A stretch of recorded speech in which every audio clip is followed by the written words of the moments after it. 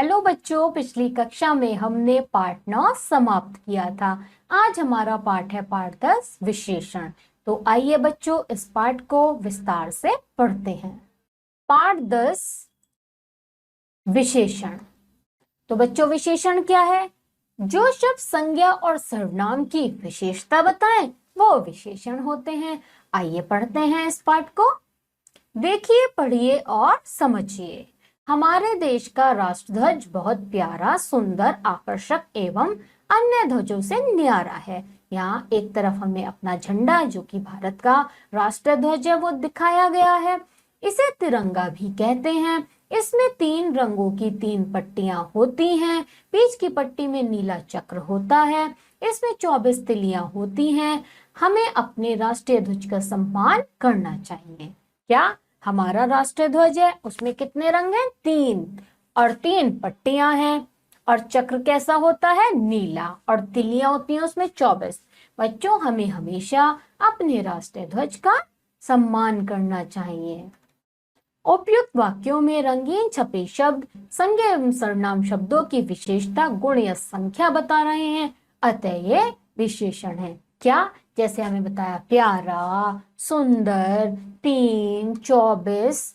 तो ये सब क्या होगा? संज्ञा और सर्वनाम शब्दों की विशेषता बता रहे हैं, या उनके गुण बता रहे हैं, या उनकी संख्या। तो ये सब हुए हमारे विशेषण। इस प्रकार हम कह सकते हैं कि जो शब्द किसी संज्ञा अथवा सर्वनाम की विशेषता प्रकट करता है उसे विशेषण कहते हैं। क्या हुआ? जो शब्द बताए संज्ञा और सर्वनाम की विशेषता वो कहलाते हैं विशेषण। अब इसके बाद देखते हैं विषय। तो विषय क्या है?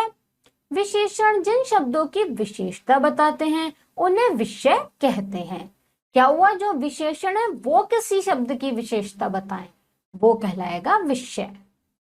विशेषण विषय से पहले भी आ सकता है और बाद में भी। इनका आपस में क्या संबंध होता है इसको निम्नलिखित तालिका से भली प्रकार समझा जा सकता है। अब विशेषण जो है वो विषय से पहले भी आ सकता है और बाद में भी। तो यहाँ पे हमें एक तालिका दी है, आइए उसे समझते हैं। एक कुछ वाक्य दिए हैं, विशेषण दिए हैं और विषय।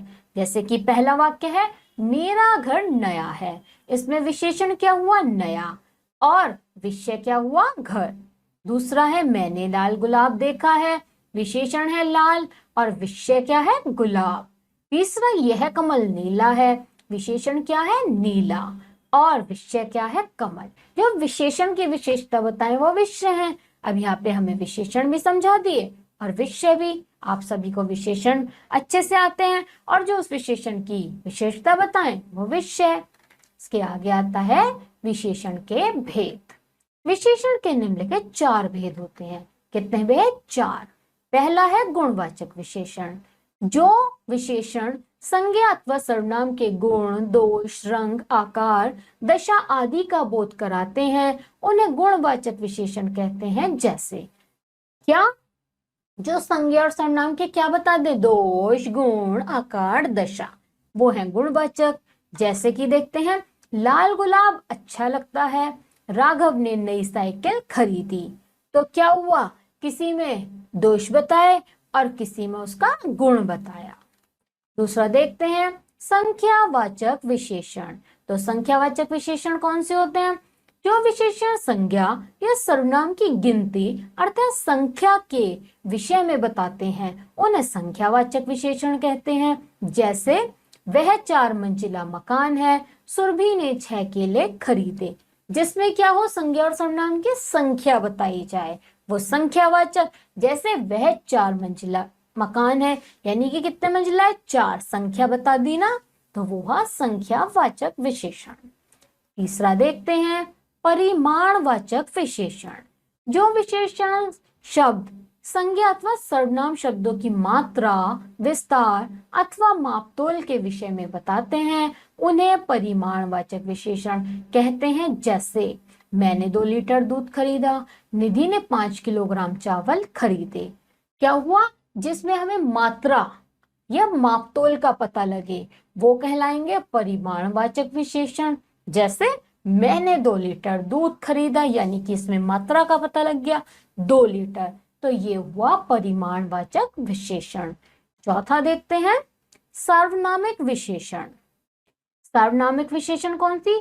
जो सर्वनाम संज्ञा शब्दों से पहले प्रयुक्त होकर उनकी विशेषता बताते हैं उन्हें सार्वनामिक विशेषण कहते हैं। जैसे इस हार में हीरे जुड़े हैं, यह घर बहुत बड़ा है।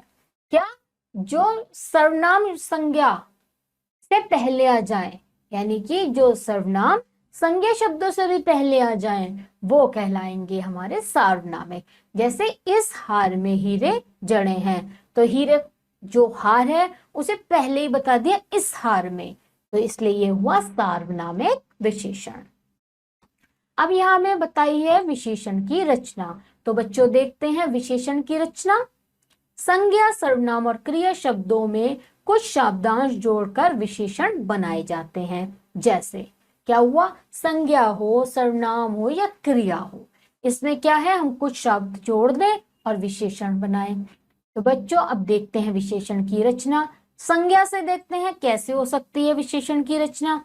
एक तरफ हमें संज्ञा दी है, दूसरी तरफ हमें विशेषण दिया है। जैसे दया का दयालु, भूख का भूखा, देश का देशी, सुख सुखी, नमक नमकीन, रंग रंगीन, चमक चमकीला, रोग रोगी, घर घरेलू, शहर शहरी, आदर आदरणीय, सप्ताह साप्ताहिक, दिन दैनिक, पूजा पूजनीय, वर्ष वार्षिक। तो ये क्या हुआ? संज्ञा से जो बने विशेषण। अब सर्वनाम से देखते हैं। सर्वनाम से विशेषण जो, जैसा, मैं, मेरा, कौन, कैसा, यह, ऐसा। तो ये किससे बने? सर्वनाम से। अब हमें कुछ विशेषण दिए हैं क्रिया से, तो क्रिया से विशेषण देखते हैं। देखना दिखावटी, बनाना बनावटी, लड़ना लड़ाकू और पढ़ना पठित।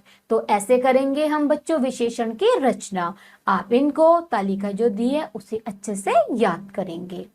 इसके बाद आता है बच्चों हमारा विशेषण की अवस्थाएं। विशेषण की निम्नलिखित 3 अवस्थाएं होती हैं। कितनी अवस्थाएं होती हैं? 3। पहली है मूलावस्था। तो देखते हैं मूलावस्था को। जब विशेषणों की तुलना नहीं होती, अर्थात जो विशेषण अपने मूल रूप में प्रयोग किए जाते हैं वे अपनी मूलावस्था में होते हैं। जैसे रोहित अच्छा है। क्या हो? जब विशेषणों की तुलना ना हो, यानी कि विशेषण अपने मूल रूप में हो, तो वो कहलाएंगे मूलावस्था। जैसे रोहित अच्छा है। दूसरा देखते हैं उत्तरावस्था। उत्तरावस्था कौन सी होती है?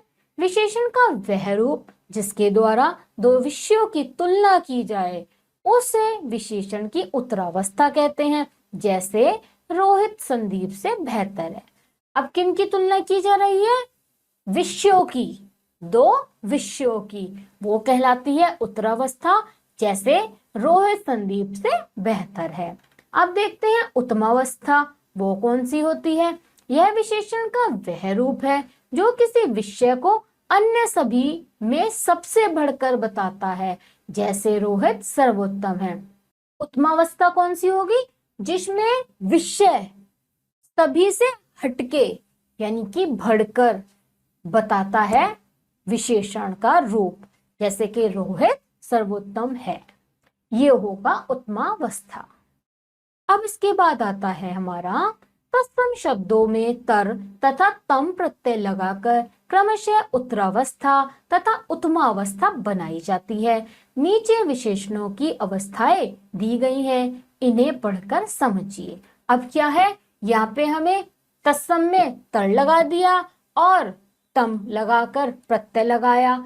तो देखते हैं हमारी जो मूलावस्था है, उत्तरावस्था है और उत्तमावस्था, इसको ध्यान से देखते हैं। जो यहाँ पे तालिका दी है हमें, अधिक, अधिकतर, अधिकतम, तीव्र, तीव्रतर, तीव्रतम, प्रिय, प्रियतर, प्रियतम, मधुर, मधुरतर, मधुरतम, लघु, लघुतर, लघुतम, न्यून, न्यूनतर, न्यूनतम, कटु, कटुतर, कटुतम, स्पष्ट, स्पष्टतर, स्पष्टतम, दंड, दृढ़तर, दृढ़तम, सुंदर, सुंदरतर, सुंदरतम।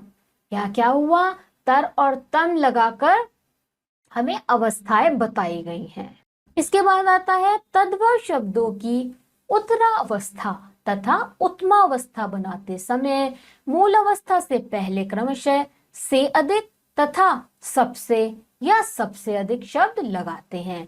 अब क्या है कि जब हम तद्भव शब्द की मूल अवस्था जो है उससे पहले लगा दें ते, से अधिक, सबसे या सबसे अधिक, तो वो कैसे बनता है देखते हैं। मूल अवस्था, उत्तरावस्था और उत्तमावस्था। अच्छा है मूल, तो हमने क्या लगा दिया, से अधिक अच्छा। और उत्तमा में क्या लगा दिया, सबसे अच्छा। गरीब, से अधिक गरीब। और उत्तमा में क्या लगाया, सबसे अधिक गरीब। मोटा, से अधिक मोटा, सबसे मोटा। पतला, से अधिक पतला, सबसे अधिक पतला। तो यहाँ पे हमने ये शब्द यानी कि से अधिक, सबसे या सबसे अधिक जोड़कर हमने उत्तरावस्था और उत्तमावस्था बनाई है। आप इन सभी को अच्छे से याद करेंगे। अब देखते हैं बच्चों कि हमने इस पाठ में क्या सीखा। तो हमने सीखा संज्ञा तथा सर्वनाम शब्दों की विशेषता प्रकट करने वाले शब्दों को विशेषण कहते हैं। जिन संज्ञा शब्दों की विशेषता बताई जाती है उन्हें विशेष्य कहते हैं। विशेषण के 4 भेद होते हैं, गुणवाचक, संख्यावाचक, परिमाणवाचक, सार्वनामिक। विशेषण की 3 अवस्थाएं हैं, मूलावस्था, उत्तरावस्था और उत्तमावस्था। अब बच्चों इसके आधार पर आता है हमारा अब बताइए। तो देखते हैं अब बताइए में क्या प्रश्न है हमारा। सही विकल्प वाले गोले को रंगिए। अब क्या है, यहाँ पे हमें एक प्रश्न दिया है, उसके 4 उत्तर हैं। जो एक उत्तर सही है वो हम आपको बताएंगे। पहला देखते हैं, जो शब्द संज्ञा तथा सर्वनाम की विशेषता बताते हैं उन्हें कहते हैं। पाठ में बहुत अच्छे से पढ़ा है। विशेषण, क्रिया, वचन, अव्यय, तो क्या कहते हैं उन्हें, विशेषण। दूसरा है, विशेषण जिन शब्दों की विशेषता बताते हैं वे कहलाते हैं विषय, वचन, सर्वनाम, क्रिया। तो वो विशेषण जिनकी विशेषता बताएं वो है विषय। तीसरा देखते हैं, विशेषण के भेद होते हैं 3, 4, 5, 8। तो कितने भेद हैं विशेषण के, 4। बच्चों मुझे लगता है आपको बहुत ही अच्छे से अब बताइए समझ में आया होगा और यहीं पे हमारा यह पाठ समाप्त होता है। बच्चों मुझे लगता है आप सभी को पाठ 10 बहुत ही अच्छे से समझ में आया होगा विशेषण का। अब आप सब बच्चे क्या करेंगे, इस पाठ का बहुत ही अच्छे से अभ्यास करेंगे और हम आपको मिलेंगे अगली कक्षा में। तब तक के लिए आप सभी बच्चे अपना ध्यान रखिए।